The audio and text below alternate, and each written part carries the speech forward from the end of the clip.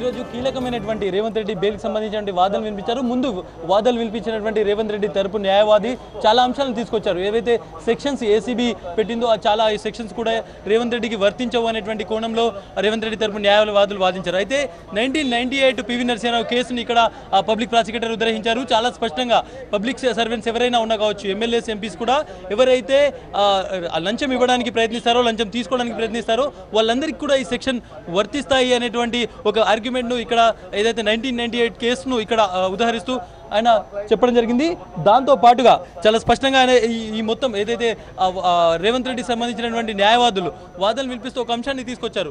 ఎందుకు Stephenson ACB డిఎస్పీకి కాకుండా ACB డీజీకి డైరెక్ట్గా ఆయన ఒక అప్లికేషన్ ఇచ్చారు, ఒక ఫిర్యాదు చేశారు, ఎందుకు డిఎస్పీ ఎవరైతే ఇన్వెస్టిగేషన్ ఆఫీసర్ ఉన్నారో ఆయనకి ఇవ్వలేదు అనేటువంటి ఒక ప్రధానమైనటువంటి ఆర్గ్యుమెంట్ తీసుకొచ్చారు. దీనికి కూడా ఎవరైతే పబ్లిక్ ప్రాసిక్యూటర్ ఉన్నారో డీజీ ఏకే ఖాన్కు ఆ ఫిర్యాదు అందింది. దాన్ని ఎండార్స్ చేస్తూ డిఎస్పీకి ఆ ఫిర్యాదును పంపించారు అనేటువంటి ఒక స్పష్టమైనటువంటి సాక్ష్యాధారాన్ని కూడా ఇక్కడ ప్రొడ్యూస్ చేయడం జరిగింది. ఇక రేవంత్ రెడ్డికి సంబంధించి బెయిల్ ఎందుకు ఇవ్వకూడదు అనే కోణంలో చాలా స్పష్టంగా ఈరోజు పబ్లిక్ ప్రాసిక్యూటర్ వాదనలు వినిపించారు. ఒక మాట చెప్పారు, నేను వచ్చే 25 ఏళ్ల పాటు రాష్ట్ర రాజకీయాలను శాసిస్తాను అని వీడియోలో తనే రేవంత్ రెడ్డి చెప్పారు. ఇంత ఇన్ఫ్లుయెన్స్ చేస్తాను అని తనే చెప్పుకున్నటువంటి ఒక రేవంత్ రెడ్డికి ఇప్పుడు బెయిల్ ఇస్తే ఆయన బయటికి వెళ్ళి ఏ విధంగా ఆధారాలను, సాక్ష్యాలను డెఫినెట్గా ఆయన ప్రభావితం చేసేటువంటి ప్రమాదం ఉంది. కాబట్టి ఆయనకు ఏ విధంగా బెయిల్ ఇస్తాము అనేటువంటి కోణంలో, బెయిల్ ఇవ్వాలి అనేటువంటి ఒక కోణంలో ఈరోజు పబ్లిక్ ప్రాసిక్యూటర్ తన వాదనలు వినిపించారు. ఇక మరొక మేజర్ డెవలప్మెంట్ సంబంధించి 50 లక్షలు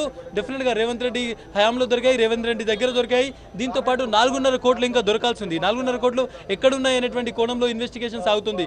ఈ తరుణంలో రేవంత్ రెడ్డికి బెయిల్ ఇస్తే తీవ్రమైనటువంటి ప్రమాదం జరిగేటువంటి ఇన్వెస్టిగేషన్ అనేటువంటి ఒక కోణాన్ని కూడా ఇక్కడ వాళ్ళు ప్రధానంగా ముందుంచారు. ఇక మరొక కోణం, ఎవరైతే A3 ఉదయ్ సింహ ఉన్నారో ఆయన చాలా రోజులుగా రేవంత్ రెడ్డి కోసం పనిచేస్తున్నారు, రేవంత్ రెడ్డికి సంబంధించినటువంటి మిత్రుడిగా ఉన్నారు. నిన్న జరిగినటువంటి సోదాల్లో చాలా డాక్యుమెంట్స్ ఉదయ్ సింహ దగ్గర దొరికాయి అనేటువంటిది కూడా ఈరోజు కోర్టుకు పబ్లిక్ ప్రాసిక్యూటర్ తెలిపారు.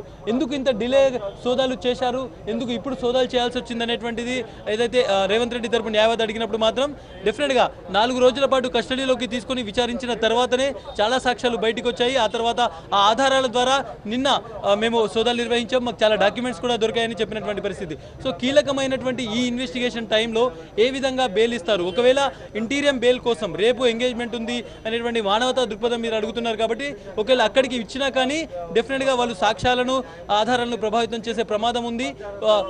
ఇస్తే కూడా ఒక్కరోజు, అది కూడా ఎస్కార్ట్తో కూడిన బెయిల్కు మేము అంగీకరిస్తాము. ముందుగా మానవతా దృక్పథం మీదనే బెయిల్ అడుగుతున్నారు అని మేము అనుకున్నాము. కానీ ఈ మొత్తం మెయిన్ బెయిల్ పిటిషన్ విన్న తర్వాత, వాళ్ళ సంబంధించిన ఆర్గ్యుమెంట్ విన్న తర్వాత ఏదో వేరే ఉద్దేశం ఉంది, కేవలం ఎంగేజ్మెంట్ కాదు, వేరే ఉద్దేశము, సాక్ష్యాలను ప్రభావితం చేసేటువంటి ఉద్దేశం మాకు కనిపిస్తోంది. సో ఎస్కార్ట్ బెయిల్ అది కూడా ఒక్క రోజుకి ఇస్తే మాత్రం మేము ఒప్పుకుంటామనేది ఇక్కడ ఏసీబీ తరపున న్యాయవాది పబ్లిక్ ప్రాసిక్యూటర్ తన వాదనలు వినిపించారు.